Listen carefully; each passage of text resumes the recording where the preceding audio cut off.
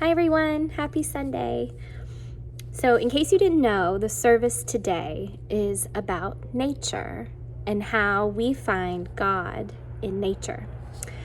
So I was asked to talk to you guys about nature, and I was thinking, I don't know what to say, the flowers, the trees, everything's so beautiful.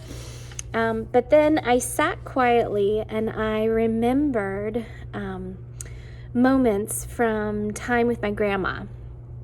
So my grandmother passed away this past year, almost a year ago, and she loved looking at the clouds.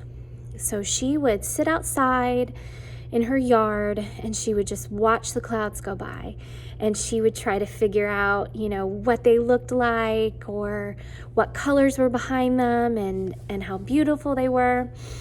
And every time I sit outside now, I think about that. And I find myself sitting and watching the clouds too. So I encourage all of you guys today after church to maybe take a second, maybe while you're eating lunch, or just take a little walk around and look at the clouds and see if you can find moments in the clouds where maybe it looks like an animal, or it reminds you of a snowstorm, or my grandmother also loved trees, so sometimes the clouds would be those long wispy clouds that looked kind of like trees or hands reaching out.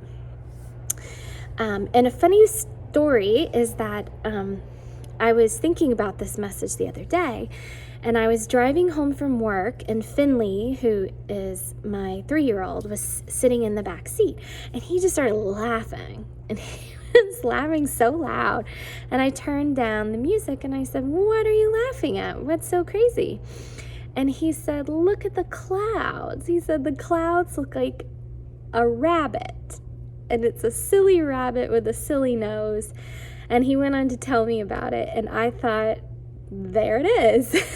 Like, it wasn't just my grandma who had a great idea. It is something that everyone probably likes to do and maybe doesn't always express that. So one of the other things that I did is I printed out this beautiful picture of a rainbow, and it's a quote, and it says, "God puts rainbows in the clouds so that each of us in the dreariest and most dreaded moments can see a possibility of hope." And that is what clouds bring to me, and I think that's so important, especially for this past year, which has been super yucky. So here's your picture for today. And then I found this Bible verse. It's Psalm 95, 4-5. And it says, "In his hand are the depths of the earth, and the mountain peaks belong to him. The sea is his, for he made it, and his hands formed the dry land."